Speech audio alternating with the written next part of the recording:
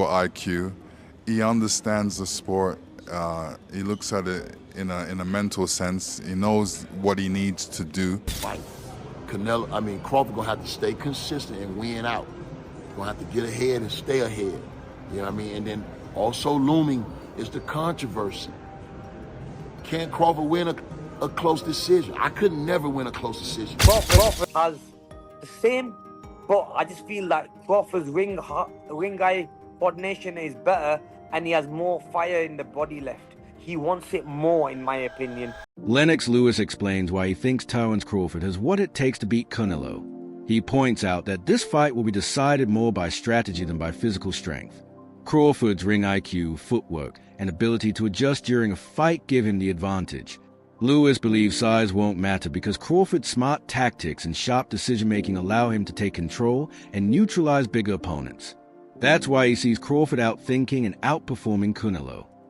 He's got incredible talent, incredible IQ. He understands the sport. He looks at it in a mental sense. He knows what he needs to do to stay at the top and be at the top. He moves very well. He's a very elusive mover, and his work rate is high. I won't ask you who's going to win the fight because I know it's a question you've probably been asked a million times, but I will ask you, do you think this fight goes the distance, or do you think this fight ends inside the distance? Interesting. Really an interesting fight to look at. Coach Bernie highlights the qualities that make Terence Crawford such a dangerous fighter. He says Crawford is not just accurate with his punches, but also turns them into damaging shots through timing and precision. Bernie notes that Canelo Alvarez, despite his impressive record, has never faced someone with Crawford's mix of speed, accuracy, and natural power. When Bernie compares Crawford's punches to bricks, he's pointing out the raw strength Crawford brings, even while moving up in weight. A fight is always highly anticipated, and one this magnitude, you know what I'm saying? I think Canelo is hype too because, they know that Bud brings a different element. And the guys that he's been fighting is now superstars. Bud is a superstar. It's a mega fight. It's an underdog fight, And like I said, I'm sure they anticipate, he has trouble with movers and slick boxers and stuff like that. So they're trying to see how he deals with that. Bud fans is, understandable. Canelo got the power. He got the experience. And, he's one of the faces of boxing. And so, it just breeds anticipation, want to see somebody do something great. And I think that's what everybody mostly counting on. It's a lot of hate, though. A lot of people want to see us lose, and the real ones want to see us win. You know what I mean? But, all in all, The hype surrounding this matchup is massive. Fans everywhere want to see how Canelo, who has built a career on power and counterpunching, will deal with someone as tricky as Crawford. With his movement, speed, and ring intelligence, Crawford won't be an easy target. Unlike many of Canelo's past opponents, he won't be waiting to be counted. This fight isn't just about two names, it's about how styles collide. For the first time in years, many believe Canelo is facing a true test on every front. Well, Bud Crawford just hits hard anyway. He got fucking bricks for hands. You know what I mean? He got baseball mitts. His hands is as big as a baseball mitt. So, then he's a sharp puncher. So you got to understand that Canelo hasn't fought a sharp puncher. Them guys wasn't sharp punchers. Magia, Berlanga, the guys, they not sharp punchers. You know what I'm saying? So when you got a sharp, it's a difference with the speed and the velocity that they're coming with. You know what I mean? If you can understand that, the quickness of the punches, the sharpness of the punches, these guys, you can see all their punches coming. You ain't going to be able to see all Bud punches coming. You ain't going to be able to see his punches coming, for real. They have like one common opponent, Amir Khan? Yeah. Tell me, what do you think the difference is? Obviously, you've seen a highlight reel with with Canelo. Amir Khan, who has shared the ring with both men, offers a unique point of view. He respects Canelo's skill and success, but feels Crawford has more hunger for this fight. Khan believes Crawford's drive and determination will play a huge role. He points out that Crawford still has energy, sharpness, and ambition, while Canelo has taken a lot of punishment over the years at the highest level. In Khan's eyes, Crawford is fresher and more focused. For him, this fight is not just about talent, but about who is more willing to give everything. And right now, that's Crawford. Great timing, great feints. moves well, whereas Crawford has the same, but I just feel like Crawford's ring eye coordination is better, and he has more fire in the body left. He wants it more, in my opinion. Whereas Canelo in that last fight against the Cuban guy he fought, he just seems to me that that fire has just gone. Like he was just getting the win and moving around and enjoying himself, which he can do because at the end of the day, the guy he's already cemented his legacy, so he can do that. So yeah, I got Crawford winning that fight. And when you sparred him, when you're in the same camp with Bomac, what was it? What was it like? You have any good stories about sparring him since you were an opponent? See, when I fought him as a fight, I didn't know what to expect. But then obviously, when I sparred with him, I would try and different things to really how would I be able to beat a guy like him? And I was working on different things, and the guy is very tricky. He's a guy that always keeps on adapting your style and also keep getting better and better as the fight goes on. So yeah, he's a very very good fighter. I do like him because he came to my camp 2 3 times drove up to spend like 2 3 weeks with me to just give me some advice and be there with me and win with me and train with me. And so yeah, that's why like them little things go a long way for me, and that's why I'll always support him and push him. Trainer Stephen Breadman Edwards adds some perspective. He says Canelo's decision to spar Jaron Ennis, a talented and dangerous fighter, may look like a clever move, but sparring is not the same as a real fight. Fighters spar to test strategies or gain experience with certain styles, but Edwards stresses that this can't prepare anyone for the pressure of a world title match.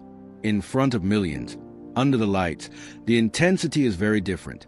He believes Canelo's sparring choice is more about building confidence and shaping public opinion than proof he can beat Crawford. Charm, and don't do nothing in camp and then go look like $1 million in the fight. That's why fighters spend the kind of money they spend on sparring partners, because getting the look or simulating the intensity of how a fight is going to be is how you prepare for a fight. And the most important part of camp is sparring. So it didn't make me say that Canelo was going to win the fight, but it did make me say, damn, he's taking this fight serious, and that's a real good look. I respect the fact that he went out and got the best possible sparring he could find for Crawford to win this fight. I even respect when he did it, because if he would have got Boots early in camp, Boots would have probably beat his butt. You know what I mean? When you first come to camp and you're not sharp. So he got him a few weeks in the camp where maybe, what's how many weeks left for the fight? About 3 weeks left for the fight. This usually your peak time. So he got him about 3 weeks left in the camp so he can handle the work. Because again, you've been up to Philly and you've seen the work. Boots don't have bad days in the gym. He stays in the gym all the time. Yeah. So like you could just get him off the streets and he'll go 10 or 12 rounds in the gym. He don't have bad days. I'm not just bragging. I'm not bragging about a kid that I don't train or he's not my son. I'm just telling the truth. Like, I haven't seen him have like an off day in the gym in like 10 years.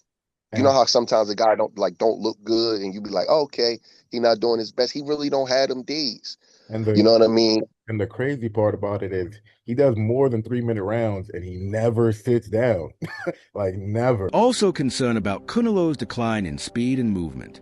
Now in his 30s, he doesn't move as quickly as he once did, and that could be a big weakness against someone as fast as Crawford.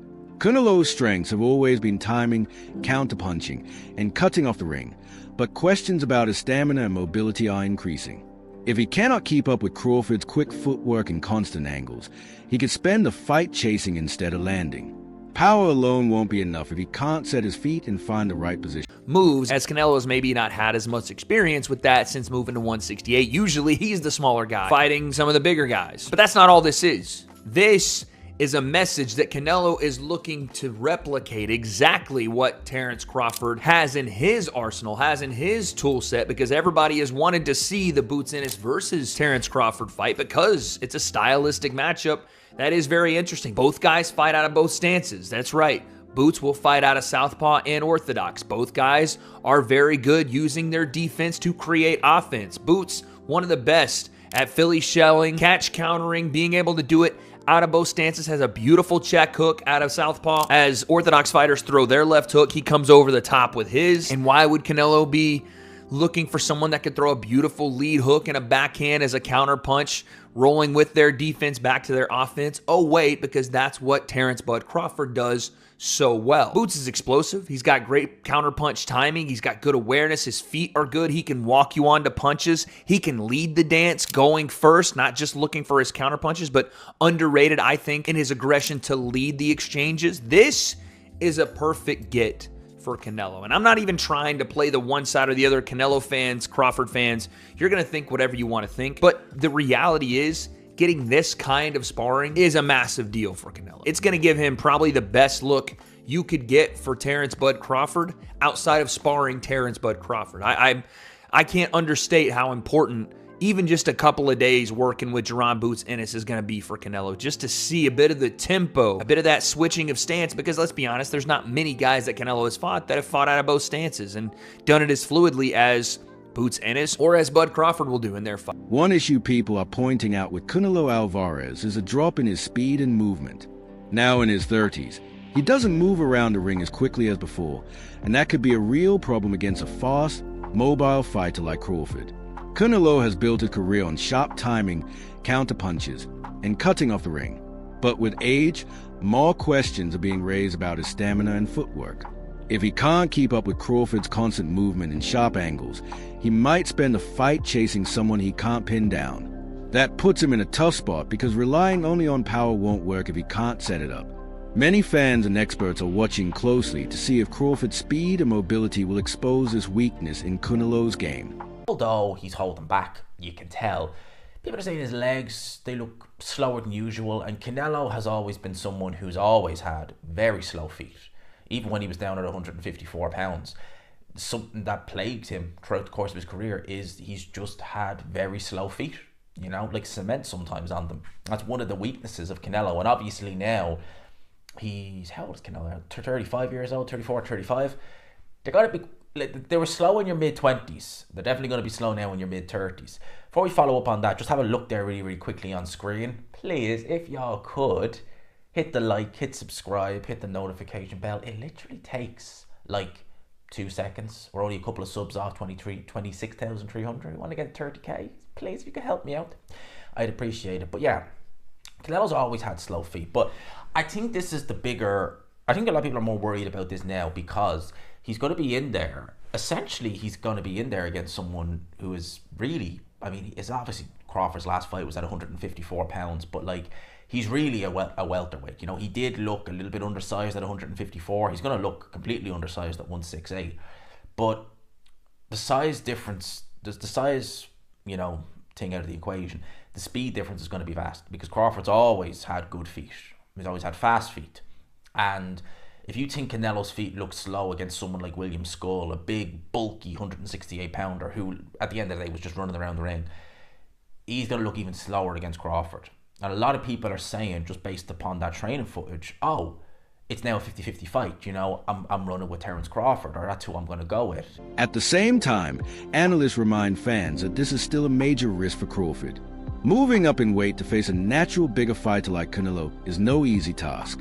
Canelo has beaten strong champions at higher weight classes and is comfortable in those divisions. His size and power are proven, while Crawford has yet to show that he can dominate at this level. Crawford's speed and tactics will be tested against the physical strength and durability Canelo brings. This is what scares me going into this Terence Crawford fight. These are the guys Canelo's typically fighting. This is his last opponent, William Skull. William Skull is far from a great opponent. When we're talking about sheer size and strength, Canelo is just way more built and used to taking on larger guys and overpowering them. Look at William Skull. This guy is jacked. He's huge, man. And that makes me think, like, if Canelo has been taking punches from guys like this, I'm not saying William Skull in particular, but guys like William Skull, the size of William Skull, and he's been dropping them, stopping them, beating them around the ring, overpowering, over-muscling, just everything, physically demanding over them, that makes me think, man, Terence Crawford, I don't know what, you gonna have to come with some heat, dog. Look at Canelo. This guy is half the size of William Skull. There's nothing cut about him. There's nothing popping out, bulging. There's nothing. Look at this. This is insanity. That's what I'm really like, dude. I don't know. Canelo could go in there and walk through Terence Crawford like a hot knife through butter. That is definitely on the table here. He gonna have to be really crafty, really savvy, and have to put on some amazing work from the outside. If he tries to sit there and walk through Canelo, he gonna hit a brick wall, dog. If guys built like this ain't walking through Canelo, even when Canelo looks like this, Terence Crawford ain't doing it, man. I gotta be honest. No matter who comes out on top, this fight has already secured its place in boxing history. The excitement has only grown because it will be broadcast on Netflix, reaching a worldwide audience. Millions will watch as two of the best fighters of this generation risk everything. This is more than a big fight, it's a cultural event. Rarely do boxing fans see a matchup where skill, reputation, and legacy all come together so perfectly. This is huge news for boxing, UFC, and Netflix. Terence Crawford versus Canelo Alvarez will officially be on September the 13th on Netflix. Now, the reason why this is so interesting is, of course, the UFC, TKO, recently acquired their new strange boxing model with Turki Al-Sheikh and Dana White promoting it. And this actually will be on Netflix. So for some context, if you don't know, the UFC are currently under negotiations with a new TV deal. And the rumours for a very long time were that of Netflix. But it doesn't look like they're going down that route anymore. Or at least it sounded like Netflix wanted a total package where they would get the major UFC fights and the major boxing fights as well. Or potentially they didn't even want the UFC fights and they just wanted a couple of these sort of events. Regardless, Dana White is officially the promoter for it, which I do believe is still bizarre. I still really think that's super bizarre. And the fact that they have quite opposing views in Turki Al-Sheikh and Dana White, to be honest. Not in everything, but in how events are run. Dana White doesn't even like stadiums, first and foremost. Turki Al-Sheikh loves making as big of a splash as he possibly can. As fights go, for the casuals, this one is as good as it gets. It really is. Let me know what you think. As always, keep it casual. That wraps up today's video. Stay tuned for more.